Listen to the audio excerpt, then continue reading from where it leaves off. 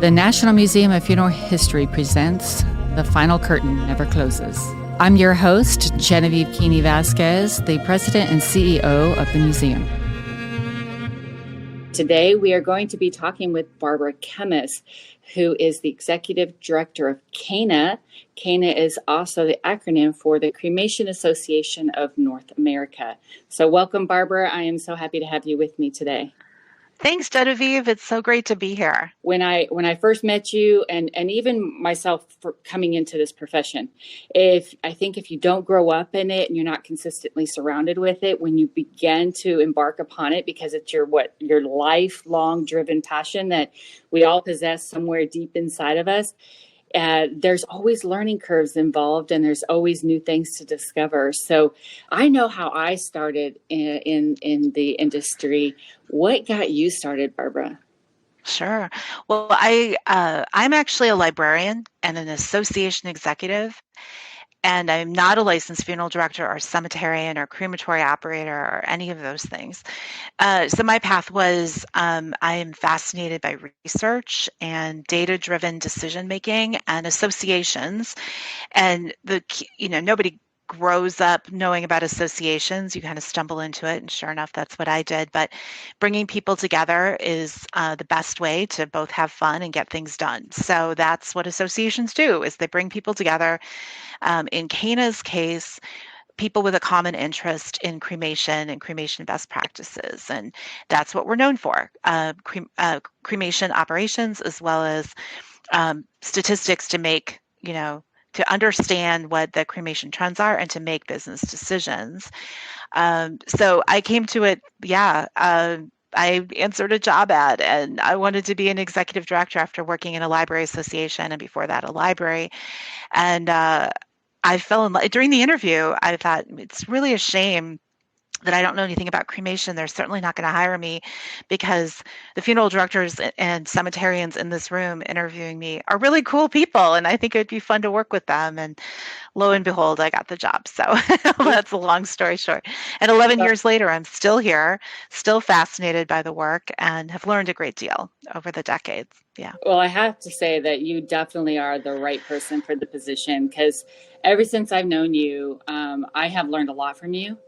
And you were talking about how you try to make everything fun. I don't think I've ever been to a convention or a meeting with you, or even our board meetings. And I do also have to mention that you are a board member here for the National Museum of Funeral History, and we welcome your expertise, your connections, and everything that you contribute to our industry. And we're very, very grateful to that, and hence the reason why you're on our board.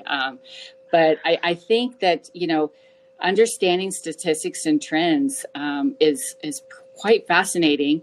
When I was in my own personal studies of psychology and having to do my statistics class, I have to admit that was probably my most boring one. So my hat is off to people who really find a passion, an interest, and a drive to that. So what does drive you into statistics and doing some of these number crunches, and what is your takeaway from that? What do you find still today awe-inspiring when you work with all these numbers? What fascinates me about statistics and research and the numbers is they answer questions, or they give us insights. So many times, we ask a question and we think, oh, there's no answer, I'll go with my gut. Right? Like I know my business, I know my community, I know I'm experienced in this, I'll go with my gut. But then sometimes in the back of your mind, there's this like, well, should I have looked to see if if there's research or numbers or anything like that? And one thing I think people don't understand about funeral service is how rapidly things change. Okay. Right. I mean, the old joke is, what's for sure, death and taxes, right? You're always going to have death and taxes. But over even the last 10 years that I've been with CANA, during that time period, we've seen the general population of the United States and Canada embrace cremation, and now it's more than 50% of dispositions in the United States, grows steadily, predictably. And so we want to know why. Why are people embracing cremation? And of course, there's multiple reasons. CANA tends to look at national and state level trends, but funeral homes and cemeteries and crematories operate at the local level. So they can use our data for benchmarking, and we know our members may look at cremation rate growth and go to the bank for a loan to expand their business or build a crematory. Or they may say, this is growing fast. Maybe we want to change our marketing messaging and outreach, and so that's what interests me is when, okay, the numbers are fascinating, great, here's an image, a chart of how it's growing, but how can it be useful, right? How can we make decisions based on that data that are strong? And I'm constantly surprised because the answers do change. It used to be, oh, people are choosing cremation because of price, right? Price. Cremation's cheaper than burial. That's why people choose it. And that was the number one reason that consumers said they choose cremation, a decade ago. And now they say, well, it's because it's what we do. It's what we choose. It's our tradition, right? Yes. So maybe in a family tradition, they initially chose it for price or convenience. I live in this state, and my relative died 3 states over. Where would we bury them, right? So there's other reasons why people may choose cremation, of course. But after a generation or so, it's like, oh no, it's what we do. It's just cremation is what we do. We would never, we'll never go back. Yeah.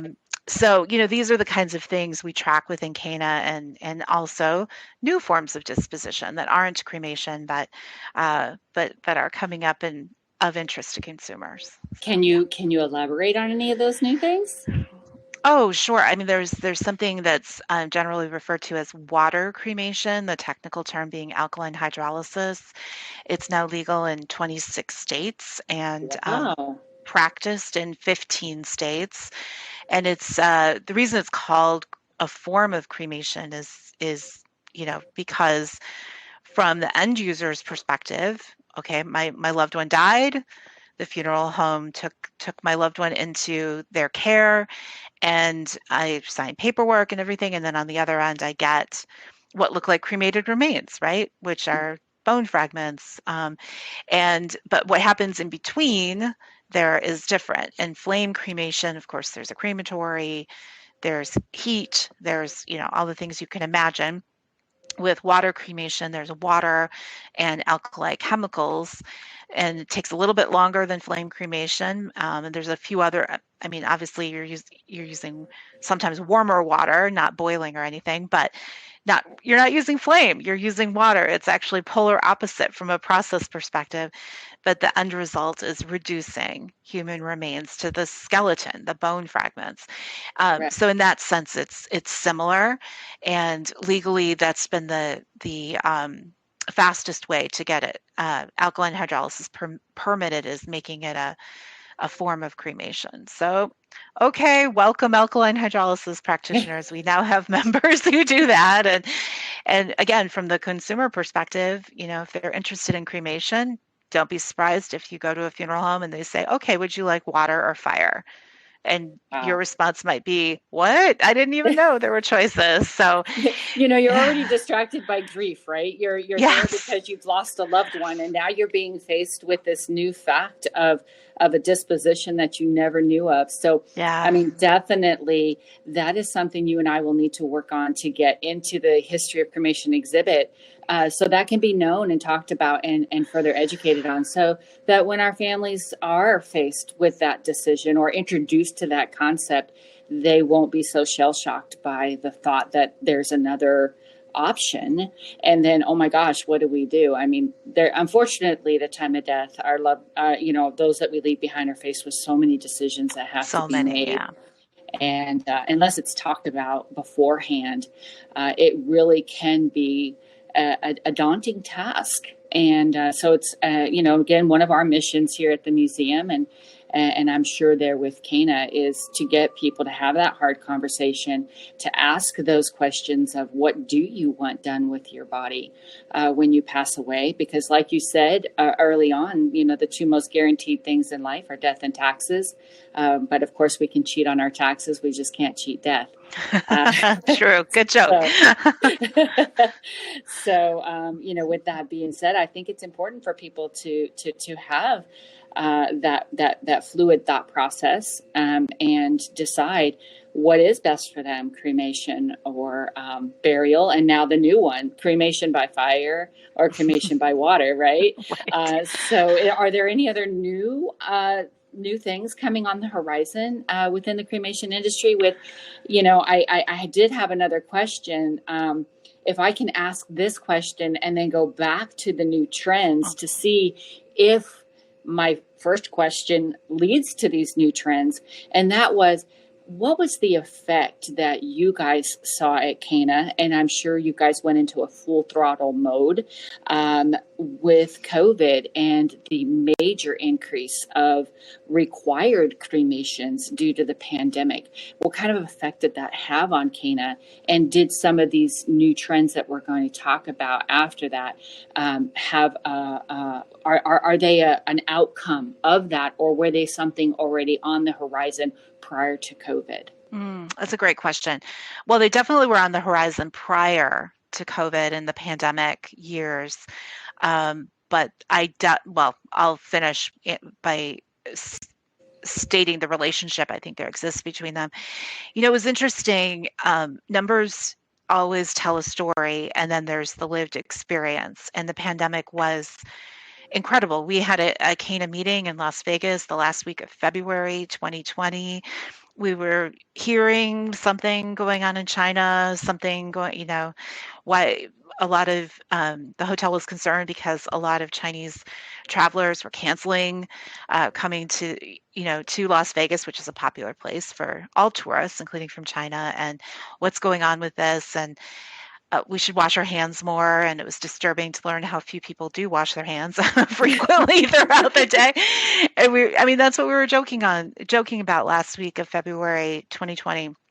And then 2 weeks later, the whole world shut down, except not for funeral directors, of course, not for death care professionals.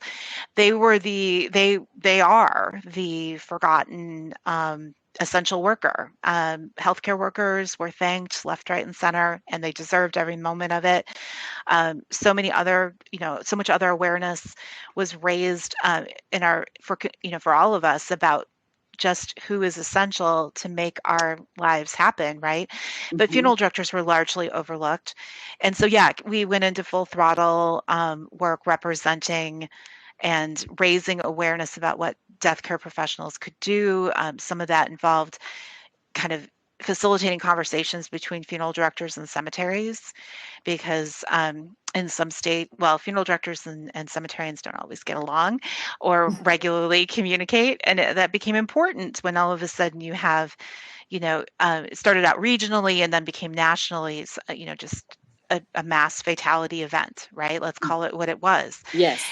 Yeah. And then it was talking to government entities from the state level to the federal level to ensure that funeral directors could get PPE. There was mask shortages at the beginning, which is hard to imagine. Cleaning fluid shortage, et cetera.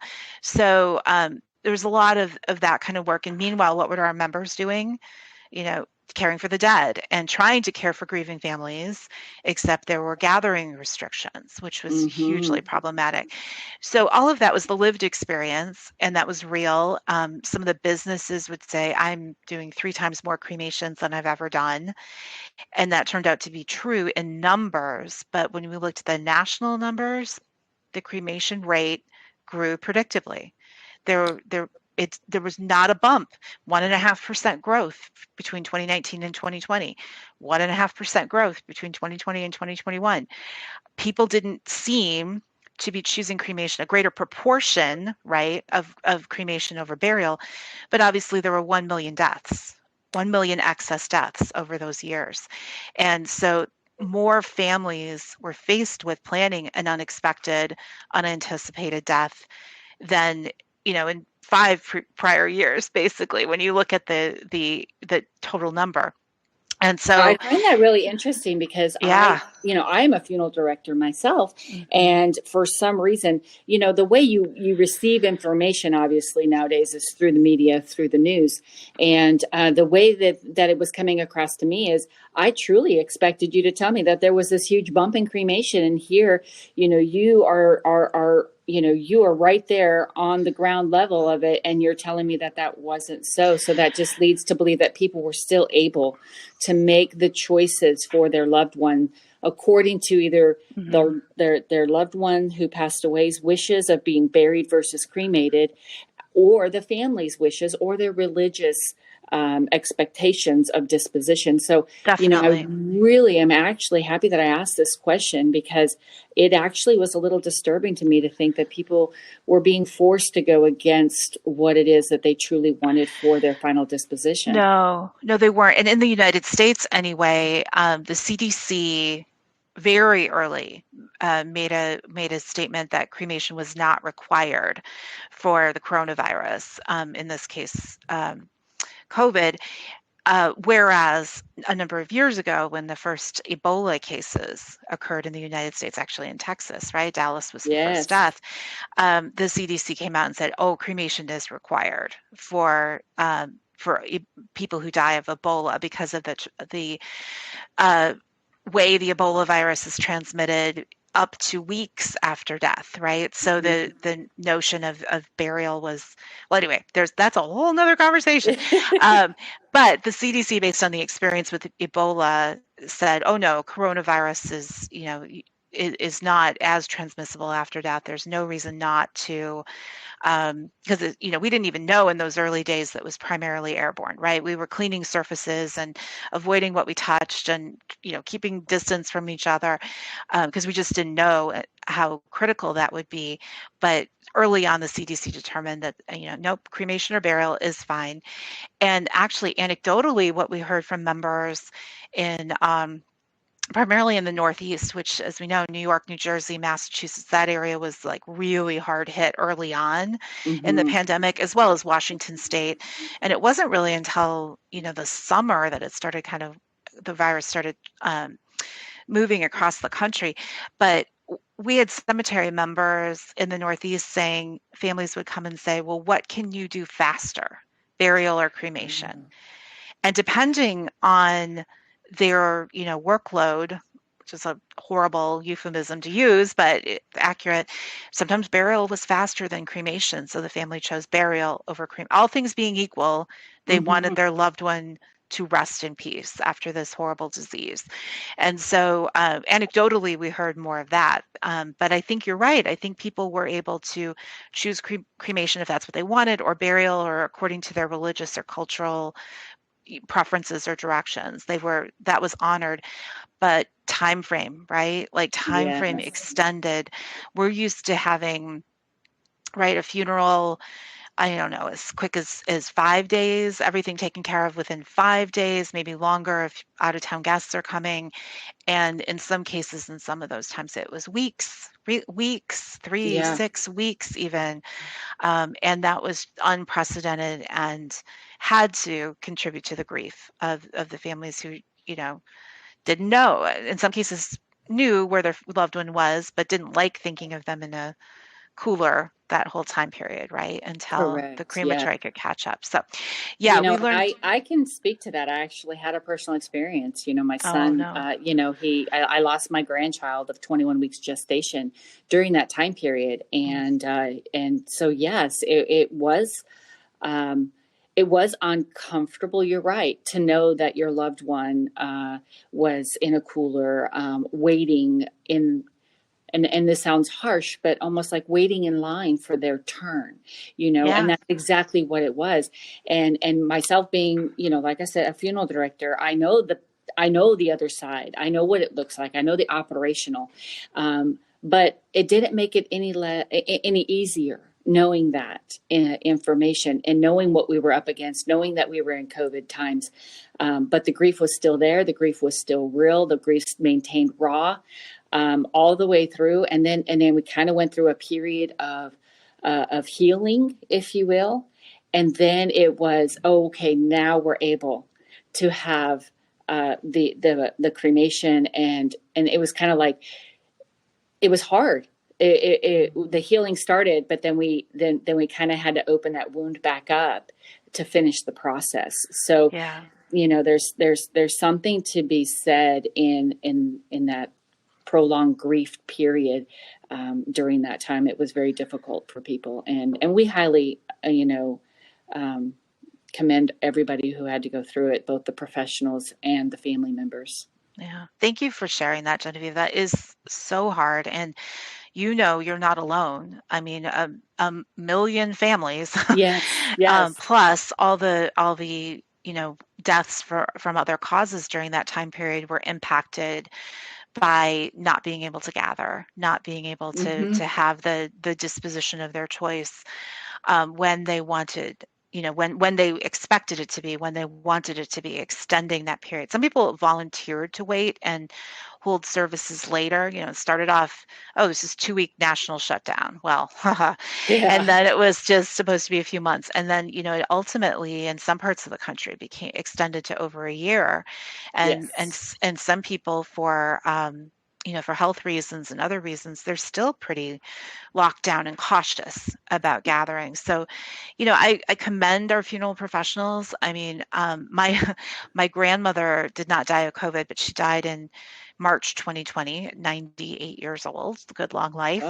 Oh. But I was, and my mother, her last remaining child, were not able to go to travel out of state to fly to where she died. And so I will never forget Danielle, the funeral director, who through her iPhone set up a graveside service so we could log in through a link, and other family members could log in through a link and hear the pastor and see my cousins and the local relatives gather. They couldn't hear us or see us, but that didn't matter. This was before we figured out Zoom and all that sort of stuff. But Yeah. but I'm so grateful for her that she's just like, I think I can do this through YouTube. And sure enough, she live streamed through YouTube. Otherwise, we would have had nothing. We couldn't have, Yeah. we And physically couldn't get there. So, that's her problem solving. the amazing, the times we live in. It's difficult for us to all experience a pandemic, but how grateful we are to have technology to have Hmm. been able to be developed and advanced enough for us to come together in these important times. I mean, even you and I, we're sitting here talking together, and we're in two different states. Again, technology bringing people together. And then, of course, this going out and touching many people, maybe answering some unknown questions or giving them information that they never dreamed was information to be had in the first place, right? Right.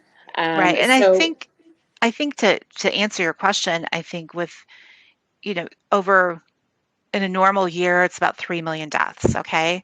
But over the past 2 years, it was that normal 3 million plus a million, or, it was 400,000 one year, 600,000 the other year, 2021 to be precise. So, and the death rate is still high because, of course, deaths of all causes are still happening, COVID deaths, but correct. also overdose deaths and violent crimes, resulting in death, murders is what I'm trying to say. And then Um, just the other diseases that are out there that take our lives. So Absolutely. so death still was happening, although COVID seemed to be the death cause, right?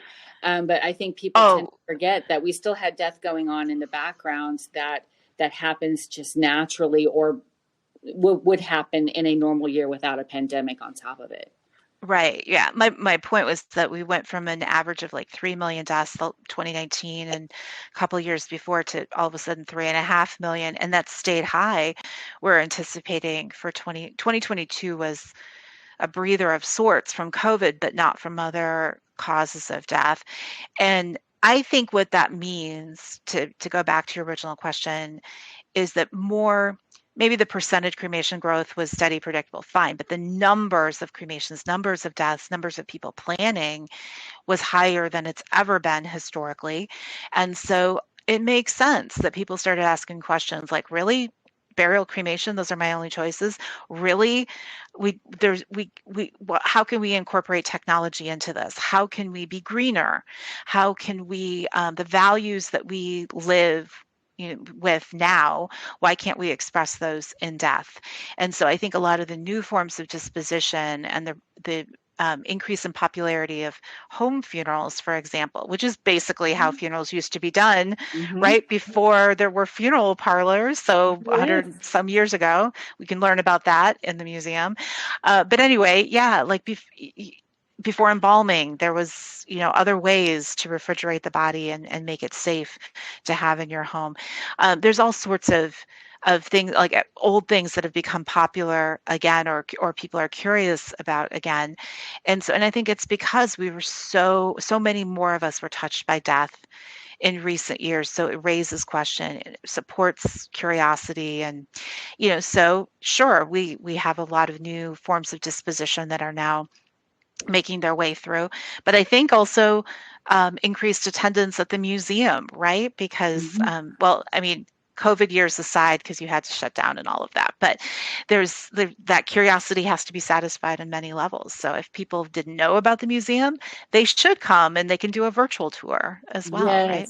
Yeah, and I think it's interesting that you made mention to that, because our numbers have increased dramatically, and a nice steady incline increase. And I don't know if that's because the museum has become more talked about, and it's more, people are becoming more aware of its existence, or is it because we went through COVID and death really became the talk of the town, if you will, right? It was in our news, it was in our daily life, it was the reason why we were segregated, so we wouldn't die, and we were doing things to save our loved ones and keep them from getting ill. And so it was, death was our life during COVID. And so did that lead people into wanting to know more about what goes on in caring for their loved one? Maybe they wanted to be more aware. Maybe they want to be more prepared now. And perhaps that could be the reason for our increase in attendance. And the museum is a fascinating place to really help shed light on that stuff in a very neutral environment, either after an experience to give you a better understanding of what was taking place, or having an opportunity to learn more about it before you are having to deal with it. So, yeah, Agreed. I mean, Barbara, the conversations with you, I could probably talk with you for hours. Well, we have, as a matter of fact, in the past, but I'm grateful for this time together today. Yeah, this was fun. Am too. And so definitely thank you for all your time, for your expertise. And you have just opened up, so many more questions for me, and hopefully for some of our listeners as well. And I really look forward to having you back again, just so we can dive more into other subjects, because you are a wealth of knowledge, and I want to learn more, and I'm sure our listeners do too. I would welcome the opportunity to come back, and I'm pleased to talk to you today. So thank you for the opportunity, Genevieve. Yes, thank you so much. And thank you for all you do for our industry. Thank you for all you do for the end users and their families, their loved ones, because you really do hold an important job. And we are truly grateful to you. My pleasure. Thank you for joining me today on this podcast. And I hope that you will share this episode and our future episodes with family and friends. We look forward to any feedback you have to offer by giving us a review on Apple or Spotify. And we hope that you will join us for a virtual tour at www.nmfh.org. And always remember, any day above ground is a good one.